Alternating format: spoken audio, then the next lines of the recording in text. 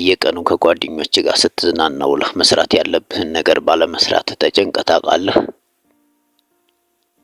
ይህንን ህይወትህን ለመቀየር የሚያስችል የመጨረሻው መፍትሄ እነግርሃለሁ።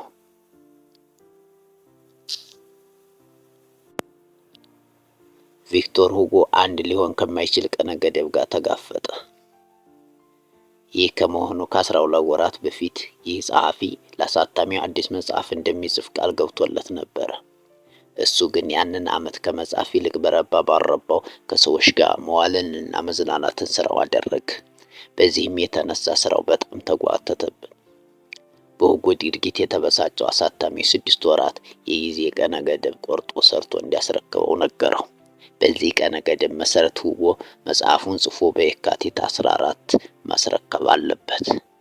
በመጣበት ማሰሪያ የተጨነቀው ሁጎ ዛሬ ነገ ማለቱን ለማስወገድ የሚጠቅመውን ያልተለመደ አይነት እቅድ አወጣ። በእቅዱ መሰረት ልብሶቹን በሙሉ ሰብስቦ ረዳቱ ቤት ወስዶ እንዲቀበለው ጠየቀው። የቀረው አንድ ሰፊ ፎጣ ብቻ ነበር። ከዚህም በኋላ ውጭ ለብሶ መውጣት የሚችለው ልብስ በማጣቱ ምክንያት እቤቱ ቁጭ ብሎ መጻፍ ጀመረ። ዘ ሃንችባክ ኦፍ ኖትርዳም የተባለው መጽሐፍ ከተቆረጠለት ቀነ ገጠር ከየካቲት 14 2 ሳምንታት ቀደም ብሎ ታተመ። አንተም በተመሳሳይ ሁኔታ አንድን መጥፎ ልማድ ለመስበር እየታገልክ ከሆነ የቪክቶር ሁጎን ጥበብ ተውሰህ ልማድህን ከባድ አድርገው።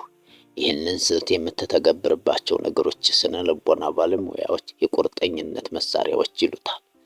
የቁርጠኝነት መሳሪያዎች ዛሬ ላይ የመረጥከውንና የነገ ተግባርህን የሚወስን ምርጫ ነው። ይህ ከመጥፎ ልማድ በመታቀብና ከጥሩ ልማድ ጋር በመጣበቅ ራስን ወደፊት ባህሪ የመቆለፍ ጥበብ ነው። ቪክቶር ሁጎ ትኩረቱን ሰብስቦ መጻፍ እንዲችል ልብሶቹን እንዲደብቅለት ለሌላ ሰው ሲሰጥ የቁርጠኝነት መሳሪያን እየሰራ ነበር። የቁርጠኝነት መሳሪያዎች መፍጠሪያ የተለያዩ መንገዶች ናቸው።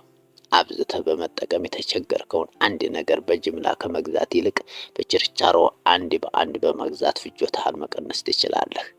ጊዜህን የሚያቃጥሉብህን የኦንላይን ድረገጾች በፈቃደኝነት አስቀድሞ ብሎክ እንዲያደርጉ በመጠየቅ ተጽዕኖ ማስወገድ ትችላለህ።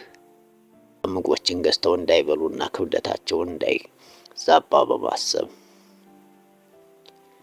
ዋሌትና ገንዘብ ቤት አስቀምጠው የሚወጡ አትሌቶች እንዳሉ ሰምቷል።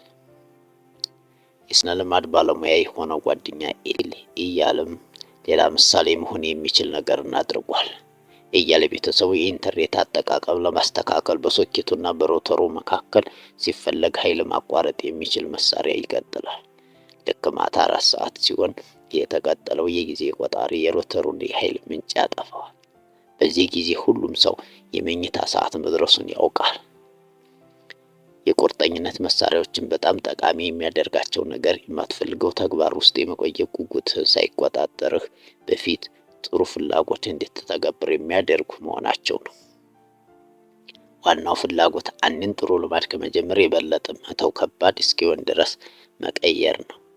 የሰውነትህን ቅርጽ ለማስተካከል ወይም ማስተካከል ከፈለክ ጂም ሂድና ቅድመ ክፍያ ፈጽም። አንድን ቢዝነስ ለመጀመር ከፈለክ በጣም የምታከብረውን ሰው ስራ ፈጣሪ እንዲመክርህ ቅጠረው። ከቀጠርከው በኋላ ሀሳቤን እቀይራለሁ ብትል ቀጠሮ መሰረዝ ሊኖርብህ ነው። ይህንን ማድረግ ደግሞ ቀላል አይሆንልህም። ስለዚህ መጀመሪያ እንዳሰብከው ትቀጥላለህ ማለት ነው። የቁርጠኝነት መሳሪያዎች ዛሬ ላይ ያለብን መጥፎ ልማድ በሚያሟሽሽ ወደፊት ትክክለኛውን ነገር የምትሰራበትን ሁኔታ ያጽዱልሃል። ከዚህ የተሻለ ማድረግም ትችላለህ።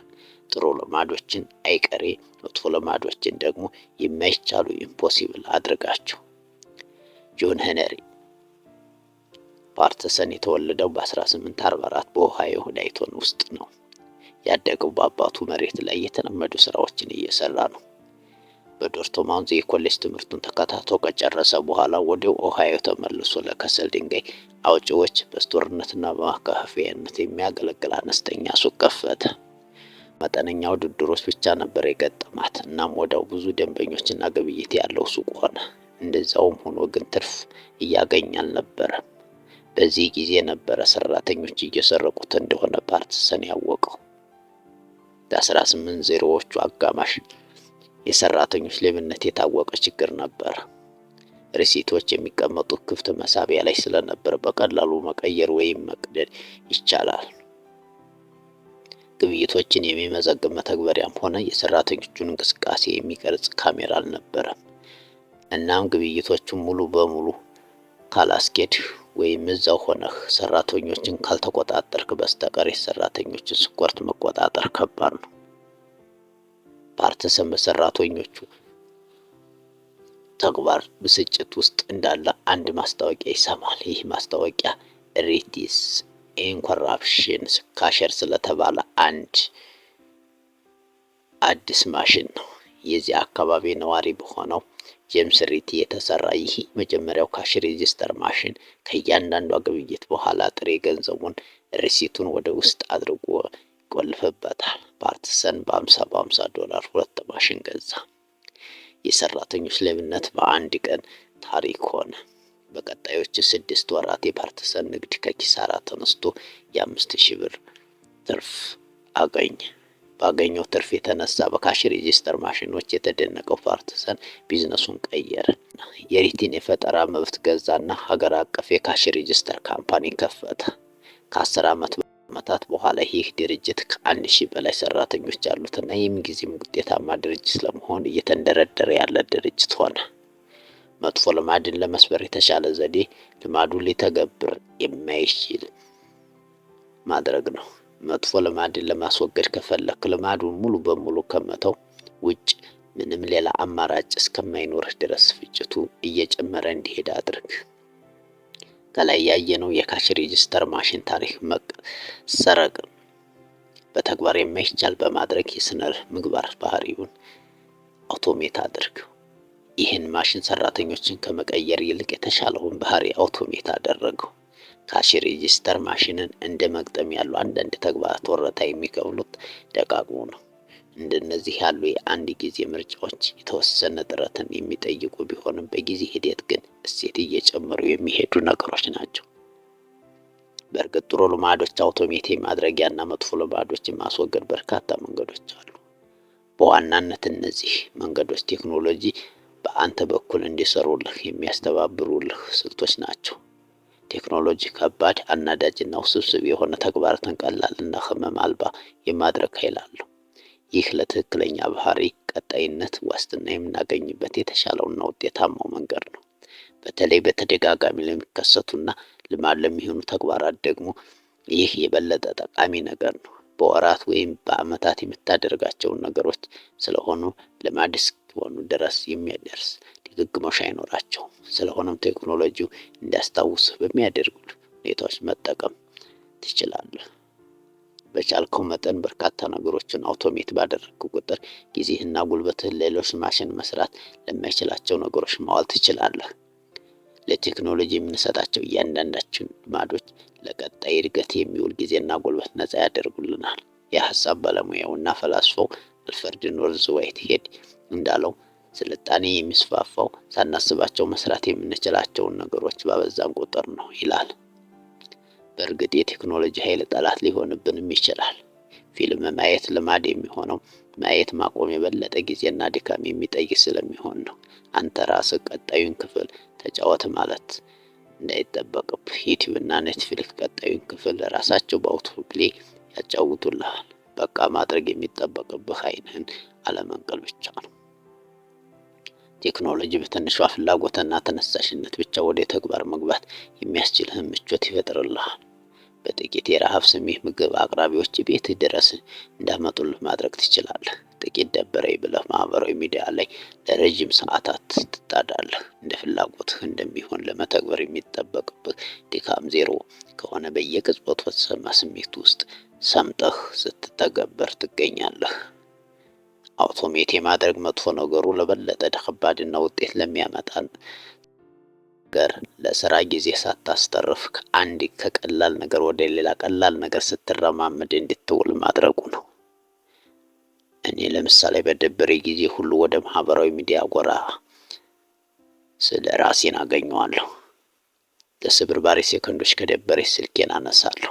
እነዚህን ከትኩረት መውጣት እረፍት መውሰድ ብለን ልንወስዳቸው እና ትንሽ እንደሆኑ ልንረዳ ይዳዳናል። በጊዜ ሂደት ግን ወደ ትልቅ ነገር ይጠራቀማሉ። ለአንድ ደቂቃ ብቻ ብለን የምናደርጋቸው ነገር ከምንም በላይ ውጤት ልትነጥለን ትችላለች። በዚህ ባህሪ የምጠቃኔ ብቻ እንዳልሆንኩ አስባለሁ። የትኛውንም አማካይ ሰው በቀን በአማካይ ከ2 ሰዓታት በላይ በማህበራዊ ሚዲያ ያሳልፋል። በአመት አስላው 600 ሰዓት ይመጣል። በአመት ውስጥ በ600 ሰዓት ልንሰራ እንደምንችል ደግሞ አስበው። ይህንን በጻፍኩበት አመት አዲስ ሰዓትን የመቆጣጠር መንገድ ዘየድኩኝ። ረዳቴ በእያንዳንዱ ሰኞ የምንጠቀማቸው ማህበራዊ ሚዲያዎች በሙሉ ፓስወርዶችን ትቀይርና የኔን አካውንት አውጥታ ሎጋውት አድርጋ ስልኬን ትሰጠኛለች። ከዚያም ሳምንቱን ሙሉ ያለምንም መረበሽና ጊዜ ማባከን ስራዬን እሰራለሁ። አርብ አዲሱን ፓስወርድ ትልክልኛለች። ከዚያም እሁድ ቅዳሜን ሙሉ የሳምንቱን ማህበራዊ ሚዲያ አሰነባበት እቃኛለሁ። ሰኞ ጠዋት ከረዳቴ ጋር በተመሳሳይ የለመድኩትን እናደርጋለን። ይህንን ስልክ ከብዙ ሰዎች ጋርም ከጓደኞች ጋርም መጠቀም ትችላለህ። በጣም የገረመኝ ነገር ቢኖር ሂደቱ የለመድኩት ፍጥነት ነው። ራሴን ከማህበራዊ ሚዲያ በነጠልኩበት በመጀመሪያ ሳምንት እኔ ስጠቀምበት በነበረ ደረጃ መጠቀም የሚያስፈልገኝ ነገር እንዳልነበረ ተረዳሁ። በእርግጥም በየቀኑ ማየት አያስፈልገኝም ነበር። ዝም ብዬ በየቀኑ ስጠቀም የነበረው መጠቀም ካለመጠቀም በላይ ቀላል ስለሆነልኝ ነው። አንድ ጊዜ ይሄንን ለማን መተግበር የማይቻል ካደረኩት በኋላ ግን የበለጠ ትርጉም ባላቸው ስራዎች ላይ ጊዜ ማሳለፍ እንዳለብኝ አወቅኩኝ። ለዚህ መጥፎ ልማድ የሚያመቻቸኝን ያስተሳሰብ ጣፋጭ ምግብ ከአካባቢ ካስወገድኩ በኋላ ጤናማውን ነገር ለመመገብ ቀላል ሆነልኝ። አውቶሜት ማድረግን ላንተ በሚጠቅም መልኩ ጥቅም ላይ ማዋል ከቻልክ ጥሩ ልማዶችን የማይቀየሩ መጥፎ ልማዶችን ደግሞ ፈጽሞ የማይመጡ ኢምፖሲብል ያደርጉልሃል። ይህ በየቅጽበቱ ባለው ፍላጎት ላይ ከመውደቅ ይልቅ ወደፊት ከሚሆን ባህሪ ጋር የምተሳሰር አዋጭ መንገድ ነው። የቁርጠኝነት መሳሪያዎችን፣ ስልታዊ የአንድ ጊዜ ውሳኔዎችንና ቴክኖሎጂን በመጠቀም የፈለካቸውን ውጤቶች ከማግኘት በላይ ለውጤቶችህ ዋስትና የምታገኝበትን የአይቀሬነት አካባቢ መፍጠር ትችላለህ።